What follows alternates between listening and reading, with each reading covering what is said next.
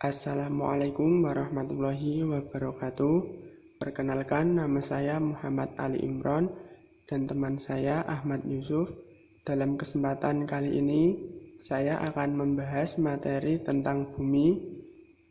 Tugas untuk memenuhi mata kuliah ilmu pengetahuan alam yang diampu oleh Bapak dosen Damar Septian MPD. Oke, langsung saja teman-teman kita bahas materinya.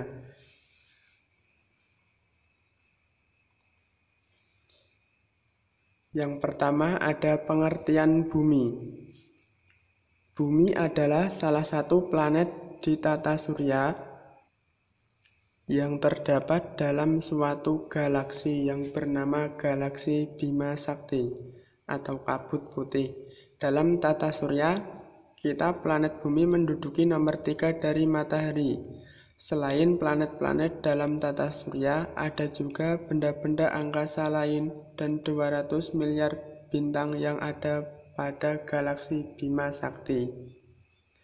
Pada sebuah penelitian, galaksi Bima Sakti ternyata bukan satu-satunya galaksi, namun terdapat ratusan jutaan bahkan miliaran galaksi lainnya yang mengisi jagat raya ini.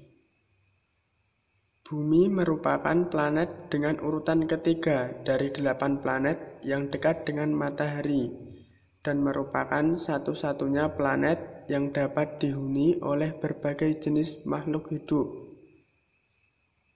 Secara garis besar, lapisan bumi terdiri atas beberapa bagian, yaitu ada kerak bumi, selimut bumi, dan inti bumi.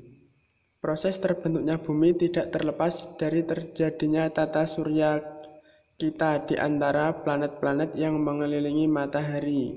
Yang terbaik lagi bagi makhluk hidup adalah bumi yang kita huni ini. Bumi merupakan satu-satunya planet yang tidak terlalu dekat dan tidak terlalu jauh dari matahari. Selanjutnya ada gravitasi bumi. Gravitasi atau gravitas adalah gaya tarik-menarik yang terjadi antara semua partikel yang mempunyai massa di alam semesta. Gravitasi matahari mengakibatkan benda-benda langit berada pada orbit masing-masing dalam mengitari matahari. Fisika modern mendeskripsikan gravitasi menggunakan teori relativitas umum dan Einstein. Namun, hukum gravitasi universal Newton yang lebih sederhana merupakan hampiran yang cukup akurat dalam kebanyakan kasus. Sebagai contoh, bumi yang memiliki massa yang sangat besar menghasilkan gaya gravitasi yang sangat besar untuk menarik benda-benda di sekitarnya, termasuk makhluk hidup dan benda-benda yang ada di bumi. Gaya gravitasi ini juga menarik benda-benda yang ada di luar angkasa, seperti bulan, meteor, dan benda angkasa lainnya, termasuk satelit buatan manusia. Gaya gravitasi membuat semua planet mengorbit di sekitar matahari. Akibat dari gravitasi adalah benda-benda jatuh ke tanah dan kita memiliki berat badan. Apapun yang memiliki massa jenis akan berada dalam pengaruh gravitasi. Jika objek dengan massa yang lebih besar, maka gravitasinya juga besar. Sebaliknya pun demikian.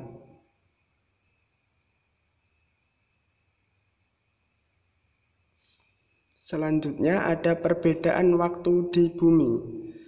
Kita tentu mengetahui bahwa rotasi bumi menyebabkan terjadinya perubahan waktu di planet bumi dan berdampak pada pembagian waktu di dunia.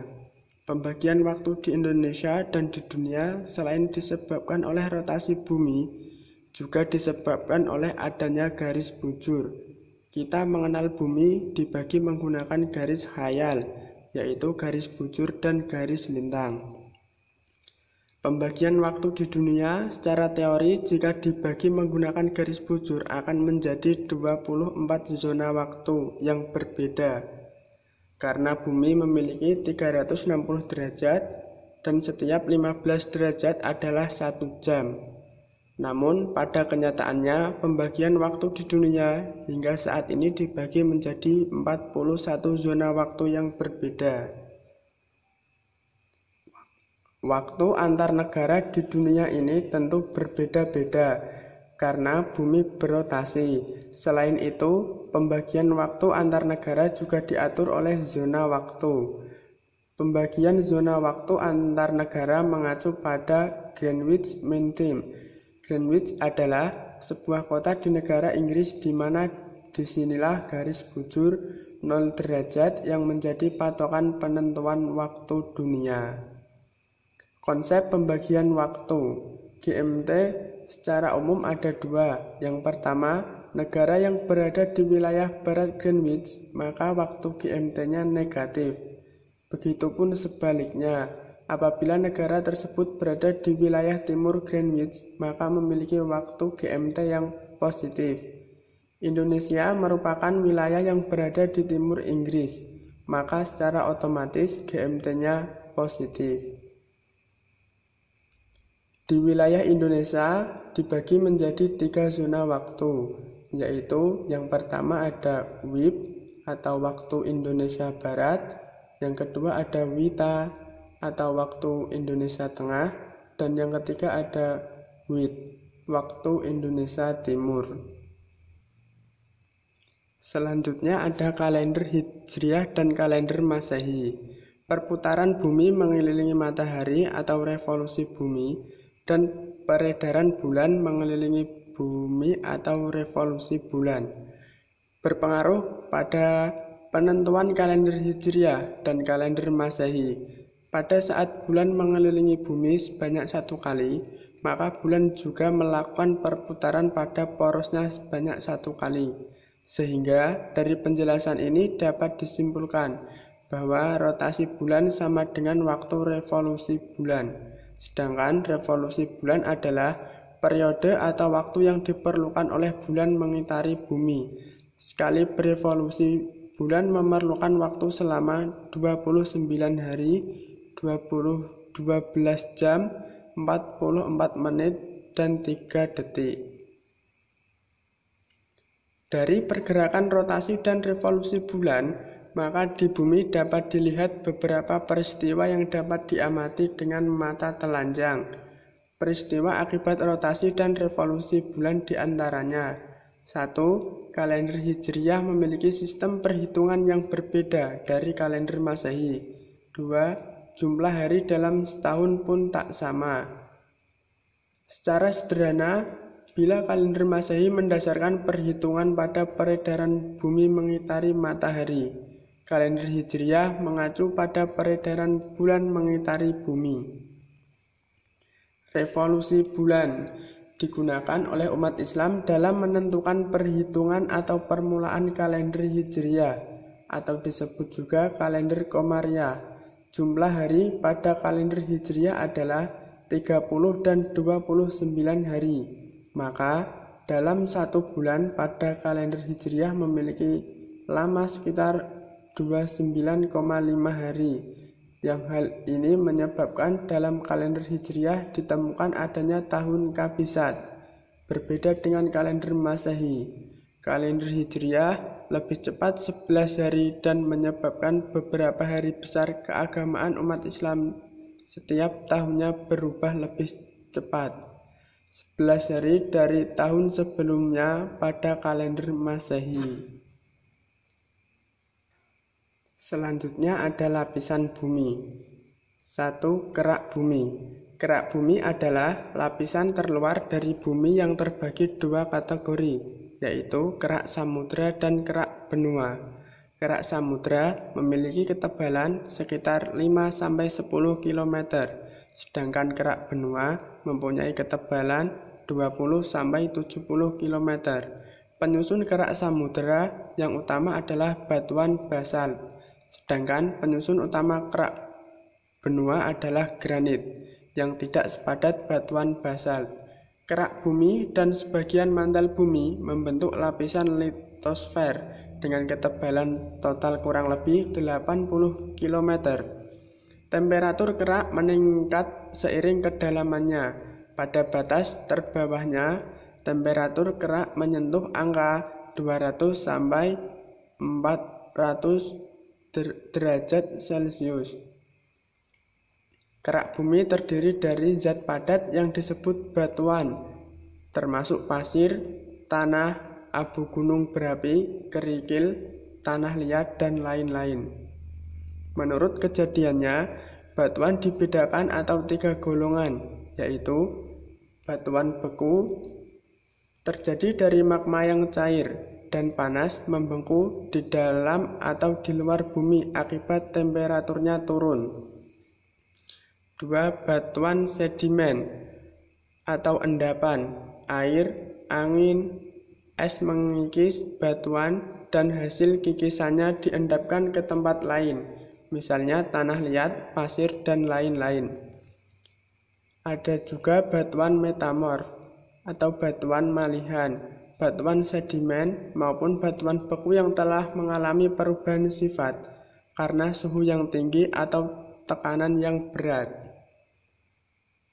Selanjutnya ada mantel bumi. Mantel bumi terletak di antara kerak dan inti bumi.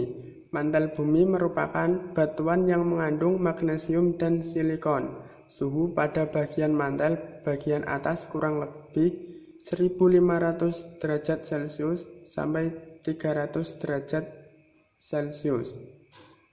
Sesuai dengan namanya, lapisan ini bersifat melindungi bagian dalam bumi. Lapisan ini terdiri dari 3 bagian, yaitu sebagai berikut. A.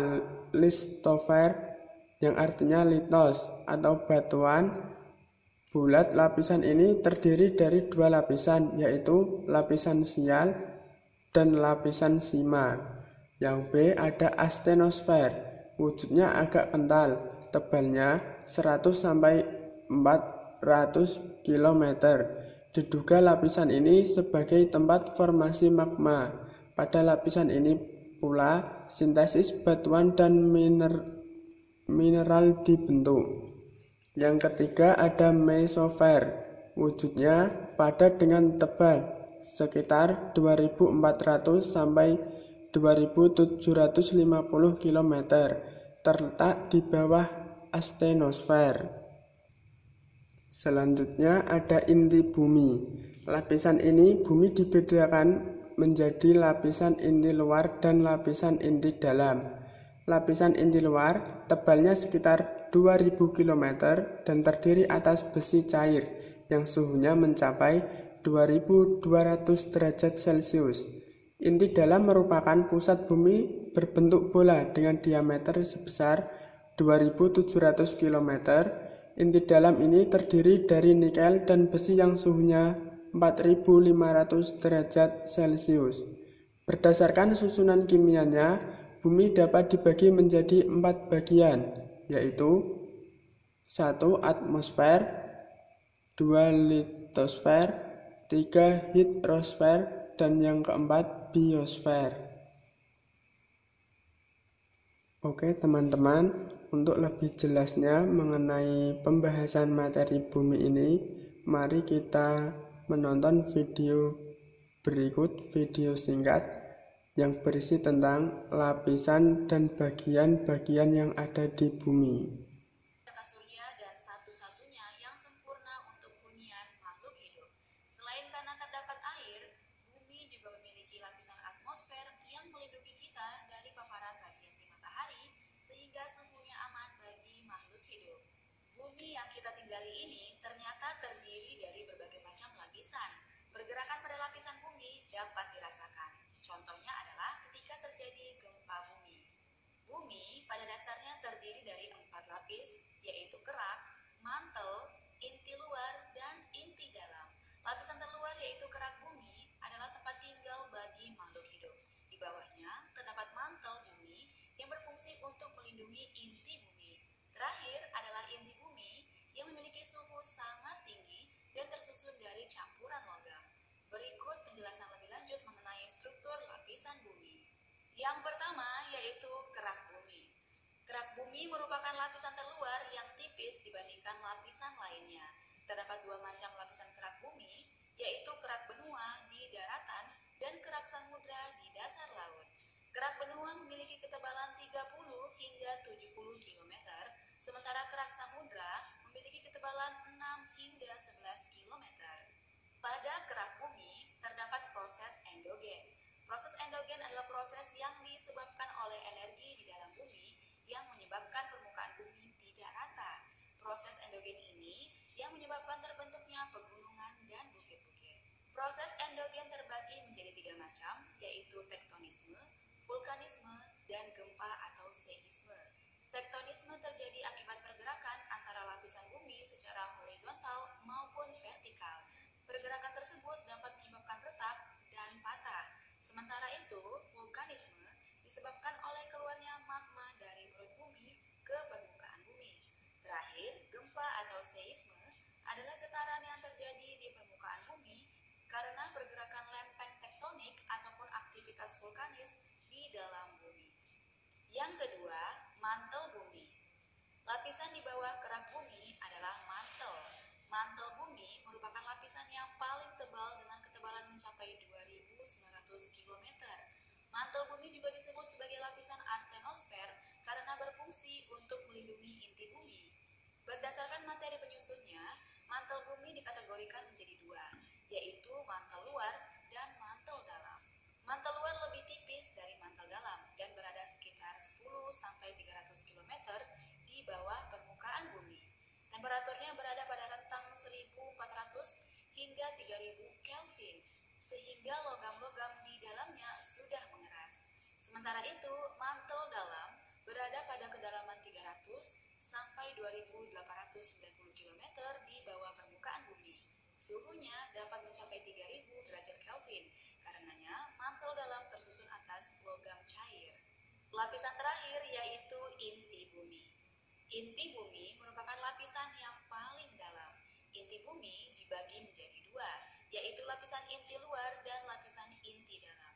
Lapisan inti luar terletak di kedalaman 2.890 hingga 5.150 km di bawah permukaan bumi. Suhu di inti luar sekitar 4.000 hingga 5.000 derajat Kelvin. Sementara itu, lapisan inti dalam berada di pusat dan merupakan bagian terpanas dari planet bumi. Lapisan ini terdapat di kedalaman 5.150 hingga 6.370 km. Suhunya dapat mencapai 5.500 derajat Kelvin. Itu dia teman-teman fakta singkat mengenai dunia sains, yaitu beberapa struktur dari lapisan bumi beserta dengan penjelasan lengkapnya. Semoga video ini bermanfaat. Jangan lupa untuk like, komen, dan juga... Oke teman-teman, itu tadi video singkatnya mengenai lapisan bumi dan bagian-bagian yang ada di bumi. Oke, kita lanjut. Selanjutnya ada proses terbentuknya bumi. Proses terbentuknya bumi tidak terlepas dari proses terbentuknya tata surya. Untuk memahaminya, inilah proses pembentukan bumi dari beberapa teori. Yang pertama ada teori Big Bang. Berdasarkan teori Big Bang, proses terbentuknya bumi berawal dari puluhan miliar tahun yang lalu. Pada awalnya terdapat gumpalan kabut raksasa yang berputar pada porosnya.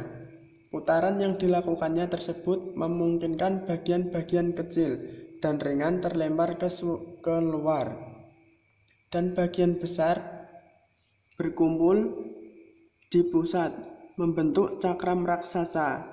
Suatu saat, gumpalan kabut raksasa itu meledak dengan dahsyat di luar angkasa yang kemudian membentuk galaksi dan nebula-nebula.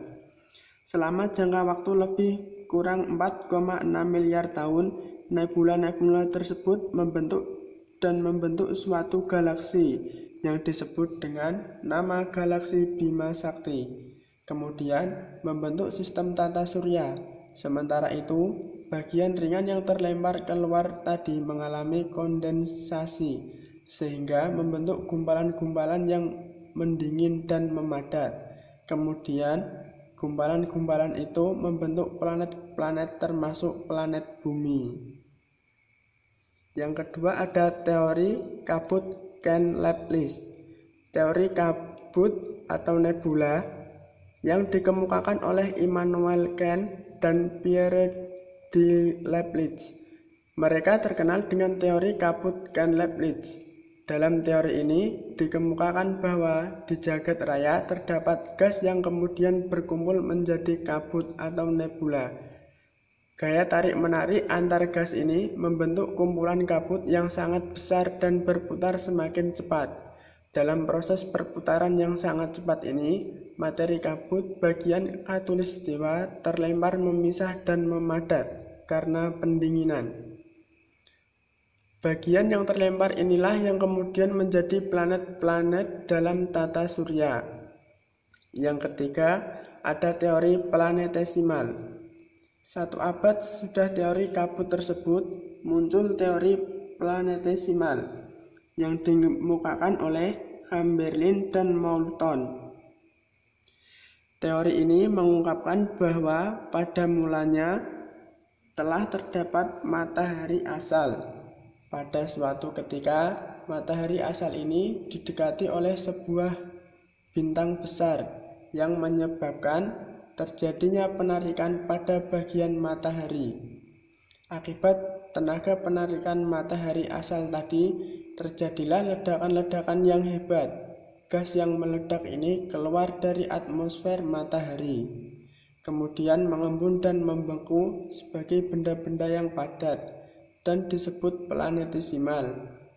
Planetesimal ini dalam perkembangannya menjadi planet-planet dan salah satunya adalah planet bumi kita. Selanjutnya ada teori bintang kembar. Teori ini dikemukakan oleh seorang ahli astronomi, yaitu R.A. Littleton. Menurut teori ini, galaksi berasal dari kombinasi bintang kembar.